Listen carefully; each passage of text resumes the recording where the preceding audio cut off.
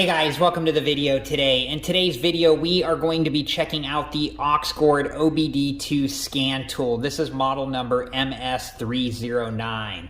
So OBD stands for Onboard Diagnostics. All cars and light trucks model year 1996 and newer that were sold in the US were required to have this port in the vehicle. So any vehicles that are 1996 or newer, you will most likely have the port on the driver's side underneath the dash. If your car or light truck was sold outside of the US, it's still possible you have this in your vehicle. Just take a look around to confirm for sure. So let's go ahead and take a look at the back of the package here and see what type of info they have. They just talk about the tool and what it can be used for and features. So that's what the back of the package looks like. Let's go ahead and take this out and take a closer look at the tool. All right, so we got the package cut open here. Let's take a look at the tool inside, see if there's an owner's manual in here. There is. All right, guys, so with the user's manual here, make sure to read through it first and understand it completely before you do use the scan tool. The user's manual will tell you everything you need to know on how to use the tool both safely and properly. Okay, well, let's get a closer look at the tool here. So here it is, it's got an enter exit button here and then an up down here, feels of good quality. Yeah, a nice looking little tool, could fit it into a toolbox or a drawer and then it's there when you need it. So let's go ahead and take this out to the car and I will show you how it hooks up and then we'll go through the menu system. All right, guys, on my car, the OBD2 connection is right down here on the driver's side underneath the dash. And if you notice here, the top is longer than the bottom and the sides are angled. So make sure that you hook up your OBD2 reader the correct way. Let me go ahead and get mine hooked up and then I'll be right back and we'll take it from there. All right, guys, so once you have your OBD2 scanner hooked up, you can turn your car to the on position. You don't need to start it up. It just needs to be to the on position to communicate with the onboard computer. Okay, let's take a look at the scan tool.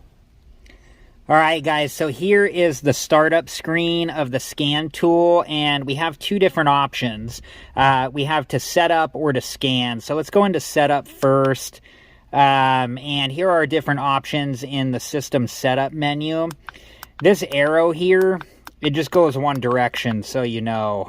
It's just one button. So our first option is language. So let's go in here. Here are the different languages that we have. Okay, unit of measure, so we have English and metric.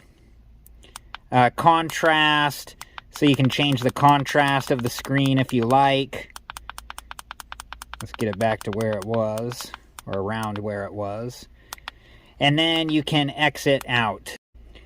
All right, so now let's go into the scan portion of the tool. And right now it's talking with the onboard computer. And I do have the check engine light on my vehicle on, so we should have a code to look at. And it does say one code found, and then it talks about the monitors there. And we'll talk about those monitors more when we get to the I am Readiness screen. So our first option is read codes, and this is where it's going to tell us the trouble code for our vehicle. And in my case, I just had the one, but if you had multiple, like up in the right-hand corner there, it says 1 of 1, but it might say 1 of 2 or 1 of 3, whatever it is. And then you could scroll through it with the arrow button there. So the code on my car is P0420, catalyst system efficiency below threshold bank 1. So unless you're a mechanic and you do this every day for a living, we're most likely not going to know what that code means. So this is where you would go to the internet, you would do some research on your particular trouble code to find out what it could mean. And for each trouble code, there's a handful of things that could be, triggering that trouble code. So we'll back out here. The next option is to erase codes. So if you come in here, you have the option to erase the trouble codes and it will reset the check engine light or the malfunction indicator lamp. Same thing, just different names. In my case, I'm not going to do that because we haven't made the repair to the vehicle yet. So let's exit out of here. So next is view freeze frame, and what this screen is when the trouble code was registered on the onboard computer, it took a snapshot of all the different metrics, that are in here on your vehicle. So this, when you look at this with the trouble code, it can help narrow down what might have caused that trouble code, since each trouble code could have a handful of things.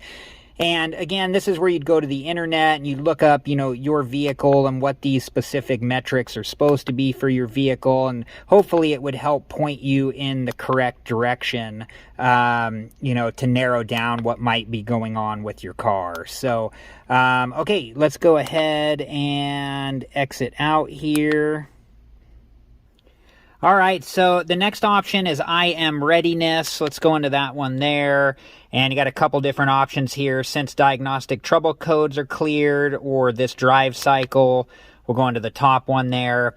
It tells us that the MIL status is on. That's the malfunction indicator lamp, or the check engine light is another name for that. And then it talks about all the different monitors. And this is a good feature to use before you go in to have your emission system tested. And it will tell you each of the monitors if they're okay, if they're incomplete, or if they're not available. So a good one to look through before you take your car in to have it emissions tested. So let's back out here. And the next option is vehicle info. So this will tell us in here the VIN number, the calibration ID, and the calibration verification number. So let's go back to previous menu. And then the last option there is exit, and that will take us back to the startup screen here. All right, guys, well, that was it. The Oxgord OBD2 scan tool, model number MS309. This is a nice little tool. You could put it in your toolbox or into a drawer, and then it's there if your check engine light ever came on. And here's the thing about having a tool like this. It's a good thing because even if you decide not to fix your vehicle yourself, if you do decide to bring it to a mechanic, you'll already know the trouble code that's causing your check engine light to come on, and you can discuss that with the mechanic and, discuss what the possible problems could be and what the cost of those types of repairs are. So I hope you guys enjoyed this video. Thank you so much for watching. I appreciate you guys. Please like, subscribe, and comment, and I hope to see you guys in the next video. Have a good one. Thank you guys for watching. Please like, subscribe, and comment. And if you have the time, check out these other great videos.